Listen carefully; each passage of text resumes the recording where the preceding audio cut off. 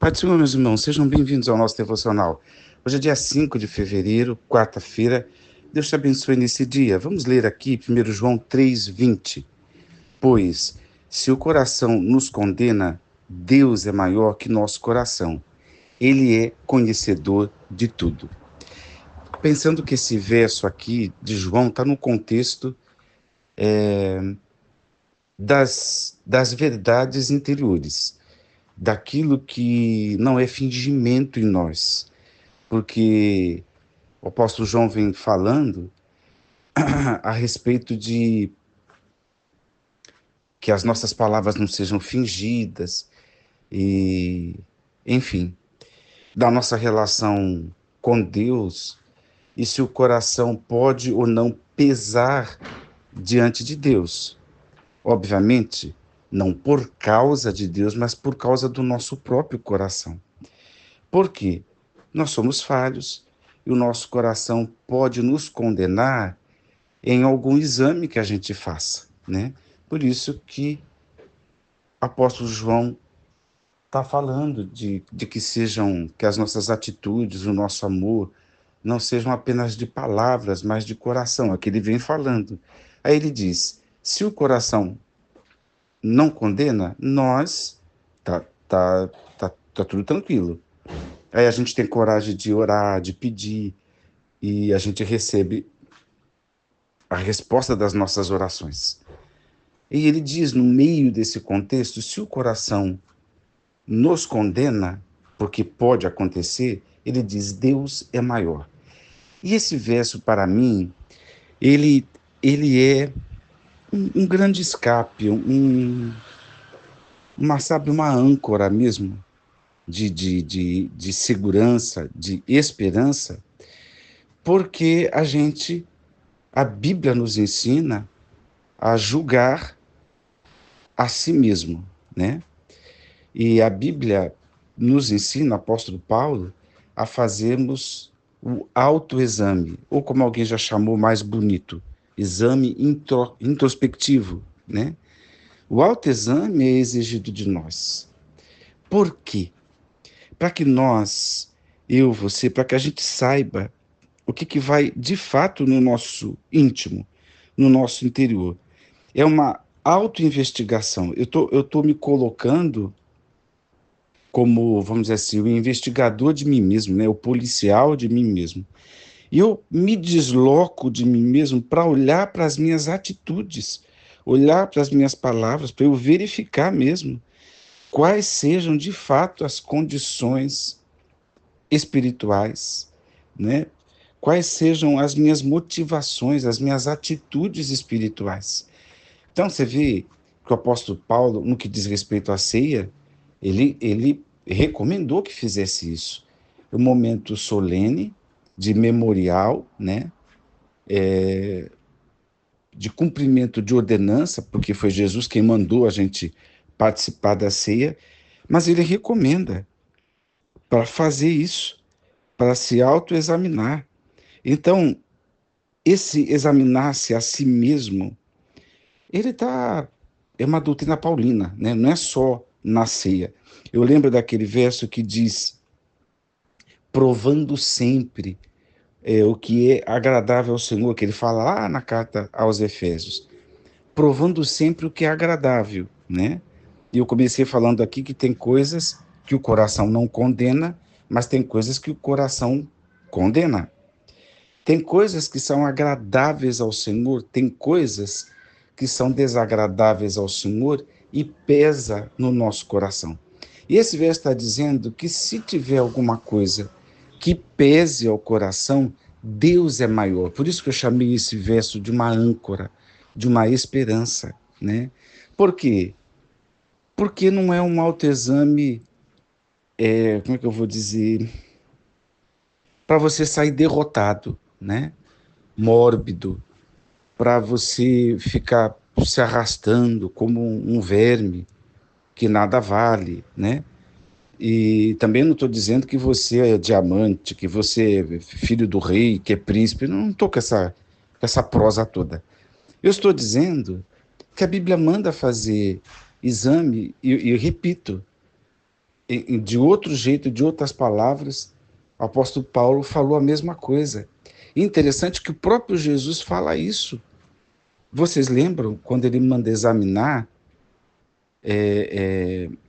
do crente lá morno de uma das cartas no Apocalipse? Ele mandou fazer um exame. E aí, olha aí, se você é frio, se você é quente, você precisa se examinar, precisa saber dessa conduta, né?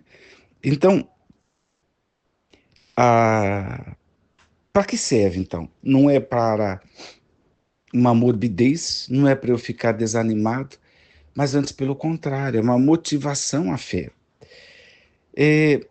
Sabe, gente, esse ano eu já fiz isso. Todos os anos eu levo o carro na minha para uma revisão, é assim que se chama. Eu deixo o carro lá, às vezes fica um dia, às vezes uma tarde só, depende do que precisa fazer, para uma revisão. Por quê? Porque não é bom a gente ficar andando com um carro com problema, porque isso pode causar acidentes, não é verdade? Principalmente, eu faço isso todo começo de ano. Ah, Osmar, mas você gosta de carro? Não, eu só não sou doido de ficar andando com carro que pode causar um acidente para mim, para minha família e para os outros, né? Então a gente tem que parar para uma revisão do carro, né? As coisas, quem mora tanto em casa quanto em apartamento, você tem lá a parte elétrica, hidráulica, e você tem pisos, revestimentos e tudo e tal. Mas com o passar dos anos, às vezes a parte elétrica fica caduca, entende? Precisa mudar, porque existem fios condutores, possibilidades mais modernas, e a gente às vezes troca a fiação, né? Assim que se diz. Questão hidráulica, né? Telhado, uma coisa para dar trabalho, por causa dos desgastes, né? Calha pode encher de sujeira, e aí a gente tem que tomar cuidado por causa da questão da dengue e tal. Eu estou querendo dizer que ao longo dos anos e com os atritos, né? As intempéries do tempo, o desgaste natural das coisas, assim como eu, todo mês de janeiro, preciso levar o carro na revisão, a nossa casa também. Se bem que eu tenho preguiça, viu, irmãos? Confesso. E é quem me motiva, entre aspas, e eu não gosto também, é a Débora. Porque tem uma preguiça muito grande de quebra-quebra, de tirar as coisas do lugar, enfim. Mas é necessário. E depois que faz, eu fico pensando, caramba, eu resisti tanto, né? Tive tanta preguiça, não queria fazer, mas foi necessário, ficou mais bonito, ficou mais prático, ficou mais eficiente, né? Depende do que você mexeu. O que eu estou querendo dizer é que na vida cristã também tem as intempéries do tempo, tem os desgastes naturais, tem as coisas que, se não tomar cuidado, sem refletir muito, portanto, de uma forma até meio inconsciente, elas ficam mecânicas. E aí você precisa parar, né? Para a revisão, parar para olhar e ver o que precisa fazer nessa casa, né? E olhar para a vida espiritual, repito, é olhar para as minhas motivações, as minhas atitudes espirituais. Esse meu relacionamento com Deus é do jeito de Deus ou é algo que eu dei uma inventada, né? E aí fazer esse autoexame, pensar, né? E quando fizer, e se eu não tiver aprovado? Se você não tiver aprovado, Deus é maior que a nossa reprovação. Por quê? Porque ele é conhecedor de tudo. Então, o autoexame, ele é necessário. E se tiver alguma coisa fora do lugar, Deus, que é conhecedor de tudo, vai nos ajudar. O que não pode é passar uma vida inteira sem a revisão, sem a reforma, sem o cuidado, sem se perguntar, né? Sem se investigar, sem procurar saber se a gente está andando direitinho.